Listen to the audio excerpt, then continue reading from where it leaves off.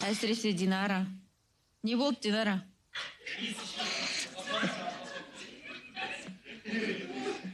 Бәрі жақсы ма?